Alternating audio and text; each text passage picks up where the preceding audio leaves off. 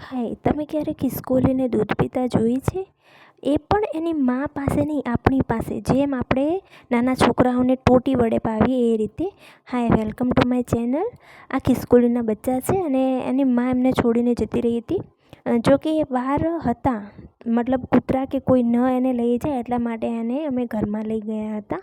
જુઓ, એ હજુ માળામાં જ હતા, કારણ કે એમને હજુ ગરમાશની જરૂર હતી. આંખો પણ નહોતી ખોલી, એટલા માટે એમને હજુ જે ખિસકોલી માળો બનાવે એમાં જ અમે રાખતા હતા. જો કે ખિસકોલી જાળીને બધું તોડી નાખે છે, છતાં પણ આના બચ્ચાને રાખ્યા હતા. પછી થોડા દિવસ પછી મોટા થઈ ગયા હતા અને ધીમે ધીમે નાની નાની આંખો ખોલી રહ્યા હતા.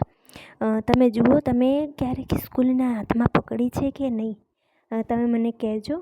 પછી આ ખિસકોલીના બચ્ચા, એમ કે નાના છોકરાને ભૂખ લાગે એ કેવી રીતે કરે છે, એમ આ ખિસકોલીના બચ્ચા પણ ભૂખ લાગે ત્યારે એ રીતે જ કરતા હતા. પછી અમે એક વાસણમાં એને ભરી લીધા હતા અને પછી એમને ઘરમાં જ રાખતા હતા. જુઓ કે હવે થોડા મોટા થઈ ગયા હતા એટલે દોડાદોડી કરતા હતા. આ ચારના નામ પણ રાખ્યા હતા. જો કે બીજું કોઈ એમને પકડે ને તો એમને બટકું ભરે, આવું બધું કરે. જો કે એમના હાથમાં જલિયા પણ ના રહે, પણ અમે પકડીએ ને તો કંઈ જ ના કરે. અમારે હાથમાં સૂઈ પણ જાય અને માથા પર ચડે, હાથ પર ચડે. હાથની મતલબ જે આપણે ટી શર્ટ કે શર્ટ પહેરવા હોય એમાં જઈ અને એ સંતાઈ જાય છે. પછી એમને ઊંઘવા માટે તમારા ઘરના પડદા હતા એ જ કાફી હતા. જો કે બધા ઉપર ચડી જાય અને પછી ઊંઘી જાય. પછી મને થયું કે લાવો આજે થોડું એમની સાથે મસ્તી કરી લઈએ અને એમને રમાડી લઈએ.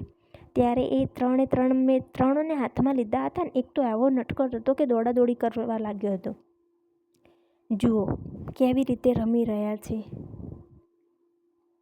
પછી અમને ભૂખ લાગી હતી એટલે એમને દૂધ ટોટી વડે પાવતા હતા. જેમ મેં તમને પહેલાં જ કહ્યું હતું કે ખિસકોલીના બચ્ચાને તમે દૂધ પીતા જોયા છે કે નહીં, આ જુઓ. અને એટલા દૂધ પીવા માટે પડાપડી કરી રહ્યા હતા. પછી ટોટી વડે અમે પાવતા હતા અને એક હાથથી પણ પકડે અને એક પીવા જાય તો બીજો એને ધક્કો મારીને પણ પીવા જતો હતો. દૂધ પૂરું થઈ ગયું હતું એટલે ફરી લેવા ગઈ અને પછી બે ટોટી લઈને અમે, જે કે નાના છોકરાને જેમ આપણે દવા પાવીએ છીએ ત્યારે જે ટોટીઓનો ઉપયોગ થાય ને એ ટોટીઓ વડે ખિસકોલીના બચ્ચાને દૂધ પાઈ હતી. જો એમના માટે છાબડી પણ લાવી લીધી હતી એમને ઊંઘવા માટે. તમે જુઓ, આ કેટલું શાંતિથી અને પ્રેમથી દૂધ પી રહી છે. આની નાની નાની હરકતો આપણું દિલ જીતી લે છે. કુદરતના કેવા દ્રશ્યો છે. જો આપણને ઘણીવાર આવા જોવા પણ મળતા નથી. જો કે મારું ભાગ્ય સારું છે, મને આ બધું જોવા મળી ગયું છે. જો કે મેં એમને દૂધ પણ પાઈ લીધું છે. મને ખબર પડી ગઈ કે જેમ નાના બાળકોને આપણે રાખીએ એમ પશુ પક્ષી જે બી હોય એમને આપણે રાખવા પડે છે. તો એ પણ આપણી સાથે એ રીતે જ વ્યવહાર કરે છે. અને જો આમના શરીર ઉપર આપણે આંગળી કે આવું કંઈ ફેરવીએ તો અમને ઊંઘ આવી જતા હોય ને એવી રીતે કરવા લાગે છે. અને જેમ આપણે હાથ ઊંચું કરીએ, જેમ નાના છોકરા આગળ આપણે હાથ આગળ કરીએ ત્યારે તે આવવા માટે કેવું કરતું હોય છે એ રીતે તો છલાંગ મારીને જતી રહી. ખિસકોલીના બચ્ચા આવા હોય છે. જુઓ, પછી સહેજ માથા પર તો શું રાખી દીધા, એ તો વાળમાં દોડાદોડી કરવા લાગ્યા. બહાર આવવાની તો જાણે કોશિશ જ ના કરે જાતે.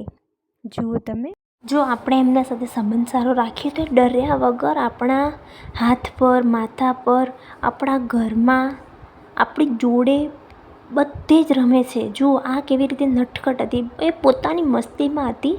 જુઓ આ ચાર ખિસકોલીના બચ્ચા કેવી રીતે રમી રહ્યા હતા. તમે પૂરો વિડીયો જુઓ.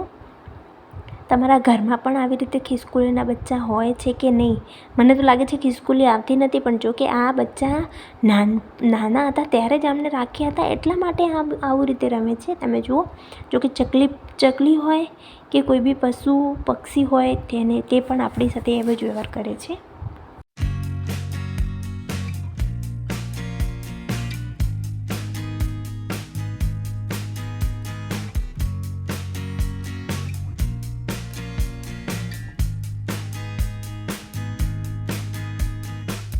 જો કે મેં પણ અહીંયા એમને હાથમાં પકડ્યા. જો કે એ મને બટકો નહોતા પડતા, ખાલી એમના પગનો પંજો વાગી ગયો હતો. એટલામાં તો હું પણ કેટલી ઉછળી હતી.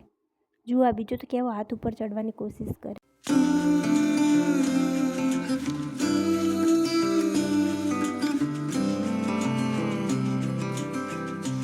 અને પછી હું તો ગઈ દેખવા કે શું કરી રહ્યા છે આ તો પડદા પાછળ મને જોઈને સંતાઈ ગયા. જુઓ, દૂધ પાવા જઈએ તો પણ આમ કરે, પીવું હોય પણ તો પણ નખરા કરે. જોજો, પણ બહુ મસ્ત હતા, તમે જોજો. જાણે નાનું છોકરું કેવી રીતે દૂધ પીવે છે એમ. આ પહેલાં એક હાથથી પીવે, પકડે ટોટી, પછી 2 હાથથી ટોટી પકડીને દૂધ પીવા લાગે છે. 4 બચ્ચા હતા, બધાને સંભાળ્યા હતા. જો કોઈ 2 હાથથી 2 ટોટી વડે અમને દૂધ પાવામાં આવે છે. ટાઈમસર દૂધ બધું ટાઈમસર કરે છે. જો કે ઘરમાં હજુ ભજવા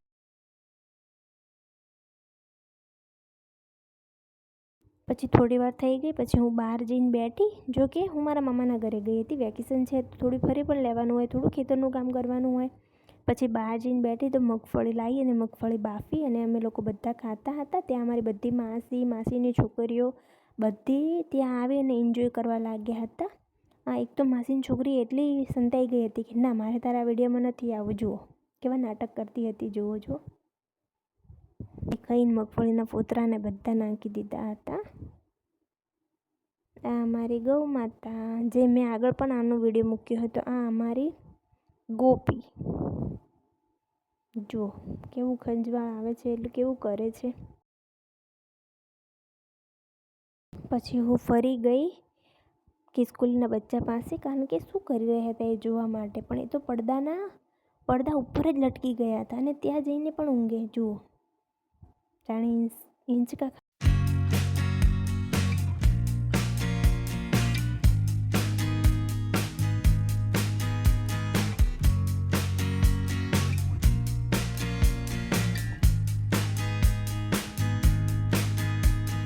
બધી બહેનો ત્યાં હતી તો બધા જોડે રમતા હતા. ખિસકોલીના બચ્ચા જુઓ કેવી રીતે કરી રહ્યા છે.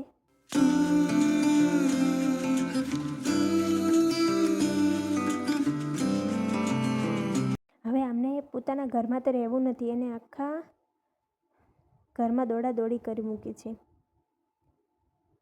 અમુક વાર તો દૂધ પીવડાવવા જઈએ તો પણ કેટલા નાટક કરવા લાગે છે. પણ આ ખિસકોલીના બચ્ચા કેવા ખબર હે? જો એકને દૂધ ના પીવું હોય તો એ રખડે, અને પછી જો બીજું દૂધ પીવા લાગે ને તો ફરી ત્યાં આવીને ચાંપો મારવા મળે.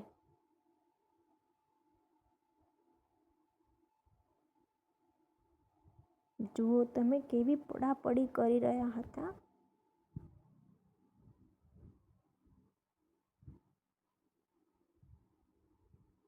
અને ખાસ મારે કહેવું છે કે વિડીયો પૂરો જોજો. વિડીયો ગમે તો લાઈક શેર કરવાનું ના ભૂલતા. તમે પણ આવી રીતે ખિસકોલીના બચ્ચાને રમાડો છો કે દૂધ પીવડાવો છો કે નહીં, તમે મને કોમેન્ટમાં જરૂર કહેજો. વિડીયો ગમે તો લાઈક શેર અને સબસ્ક્રાઈબ કરવાનું ના ભૂલતા. મારાથી કોઈ ભૂલ થઈ ગઈ હોય તો માફ કરજો.